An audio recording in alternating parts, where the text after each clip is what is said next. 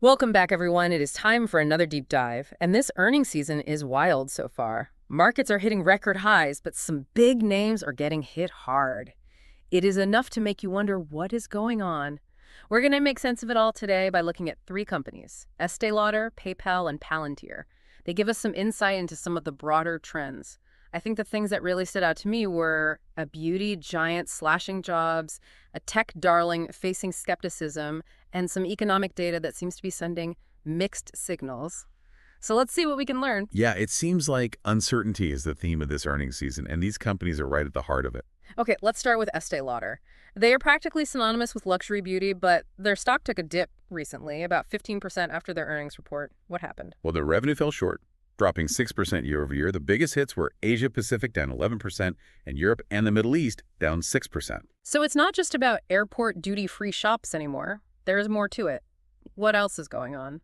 Chinese consumer spending on luxury goods is facing some challenges.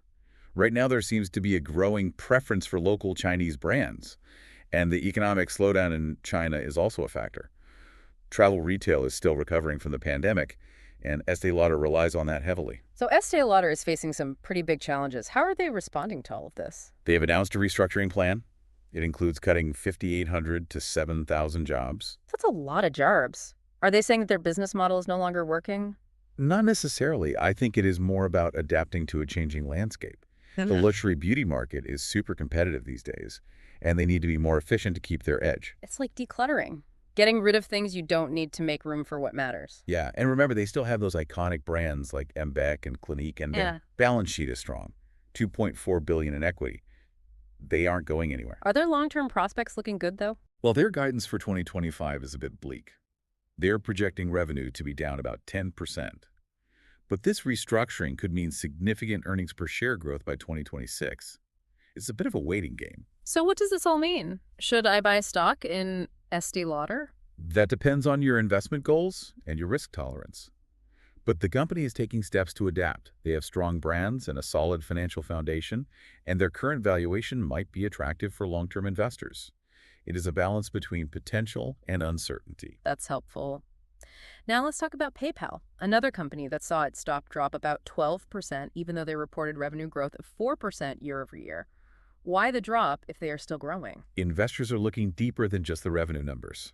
Rising sales and marketing costs are a concern, particularly from their holiday advertising. I can imagine holiday ads are expensive, but is that the only reason for the drop? Slower growth in their unbranded checkout service is another concern. Braintree is not performing as well as expected. So it's not just growth, but where that growth is coming from, and if it's sustainable and profitable, what are they doing to address these concerns? They announced a new share repurchase program. They are adding $15 billion to their existing $4.8 billion plan. That means they'll be buying back their own stock. I am always a little confused by share repurchases. Can you explain that? Why would a company do that? When a company buys back shares, it reduces the number of outstanding shares. Think of it like a pie. Each share is a slice. Buying back shares is taking slices off the table. The remaining slices or shares become more valuable. So they're increasing the value of the remaining shares, making them more attractive to investors. Right. And for PayPal, this could reduce their shares outstanding by about 10% annually. Wow, that is a lot. Yeah. But besides buybacks, are there other reasons to be optimistic about PayPal? Their earnings per share guidance is positive. They are projecting non-GAAP EPS of $5.04, which is an 8% increase year over year. That shows confidence in their ability to grow profit margins even with those increased marketing costs. So more money per share even with costs going up. That's good, right? Absolutely. And the new CEO is prioritizing their branded checkout services, PayPal and Venmo, over Braintree transactions. They're focusing on what they do best. Sounds like good moves. Yeah. So is PayPal a buy right now? It depends. Their forward price-to-earnings ratio is currently 11. That ratio tells you how much investors are willing to pay for each dollar of expected earnings. A low ratio can mean a stock is undervalued. So with that ratio and their buyback program and the positive earnings guidance, it sounds like PayPal might be a good buy. It is one way to look at it. Yeah. But remember, all investments have risks. Okay. On to our last company for this deep dive, Palantir. They are known for data analytics and AI tools. Their stock actually went up after their earnings report. Revenue growth was 39%. Seems like they are riding that AI wave. Their government contracts and commercial adoption of their AI tools are fueling their growth. It's a hot area right now, and Palantir seems to be in a good spot to benefit from it. It's amazing how AI is impacting everything. But is this growth going to last? Are there any warning signs investors should be aware of? That is where it gets interesting. Their revenue growth is great, but there are some things to be cautious about. Their stock-based compensation was $1.2 billion in 2023. Whoa. Can you explain what stock-based compensation is and why is that a concern? Stock-based compensation is when a company pays its employees with stock options or grants instead of cash. It can be good for attracting and retaining talent in a competitive market. Okay. But how does that affect investors? When a company issues a lot of stock options, it can dilute the value of existing shares. Think of it like a pie again. If the company keeps cutting the pie into more and more slices, each slice gets smaller, So stock-based compensation shrinks the value of each share. basically. And that is a concern with Palantir. Their reliance on stock-based compensation makes you question their profitability. Okay, so that is one red flag. Are there others? Government contracts make up about 60% of their revenue. Government spending can be stable, but it can also change quickly depending on politics and budgets. So if the government cuts back, Palantir could be in trouble. It's possible they're trying to increase their commercial business, but it's something to keep in mind. So is Palantir a good investment or not? There are a few things to think about. Is their AI story strong enough to justify their valuation, which is currently 20 times sales? Can they grow their commercial business and rely less on the government? And how will all that stock-based compensation affect their share value long term? Sounds like a lot to think about. They have a lot of potential, but also some challenges. Definitely. It requires careful analysis and some healthy skepticism. It's up to each investor to decide if the potential rewards outweigh the risks. All this talk about earnings is making me think about the economy. It seems like we are in a strange situation where bad news for the economy is good news for the markets. What is going on? It's a bit counterintuitive, but it all comes down to expectations. And the Federal Reserve December's jobs report was better than expected. Factory orders were down. On the surface, it sounds bad. Right. It does. But you're saying it's good for the markets. Kind of. The weaker economic data makes people think that the Federal Reserve will start cutting interest rates sooner. Why would they cut rates if the economy is slowing down? Well, they have been raising interest rates to fight inflation. Now that inflation might be slowing down, the markets think the Fed will slow down the rate hikes or even cut rates. It's like needing to rest after a hard workout. So the market is betting on a soft landing for the economy. Inflation cools down without a recession. But is that going to happen? It's not certain. There's a lot of uncertainty still. The war in Ukraine, supply chain problems, and geopolitical tensions are all adding to the volatility. So even if the markets are happy about the weak economic data, it doesn't mean things will continue to go smoothly. You got it. The market can change quickly, and it is always good to be prepared for anything. This earnings season has been a roller coaster, but I'm feeling a lot more informed thanks to you. I'm glad to hear that. Speaking of roller coasters, we can't forget about AMD. Their earnings are coming up soon. They are a big player in the semiconductor industry. Right. Everyone is watching to see how the demand for AI chips is affecting their sales. What should we be looking for in their report? Their MI300X GPU sales and data center growth will be important. Those will show us how well they are doing with the AI boom. So if those numbers are good, it could mean AMD is a good investment. It could. But you have to look at everything, their financials, their competition, and their long-term growth prospects. This has been a great deep dive today. We talked about luxury beauty, digital payments, AI-powered data analytics, and the overall economy. But before we wrap up part one, I am curious what surprised you most about these earnings reports, and which company are you most interested in following going forward? That is a great question. I think what surprised me most was, that is a great question. I think what surprised me most was the market's reaction to those red flags we talked about with Palantir. The stock went up even with all that stock-based compensation and the reliance on government contracts. The AI hype seems to be overshadowing the concerns.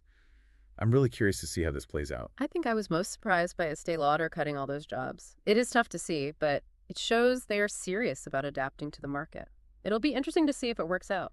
Makes you wonder what their plans are. Yeah, it seems like they were making moves to set themselves up for the long term, even if it means tough decisions now. It is a tough balance, especially in beauty, where what people want changes all the time. You mentioned earlier that the market seems to be betting on a soft landing for the economy. What exactly does that mean? What are the chances it will actually happen? A soft landing is when the economy slows down without a recession, inflation comes under control. It is what everyone is hoping for. It's like a plane landing smoothly instead of crashing. Right, and there are some signs it could happen. The Fed has been raising interest rates to fight inflation, and it seems to be working.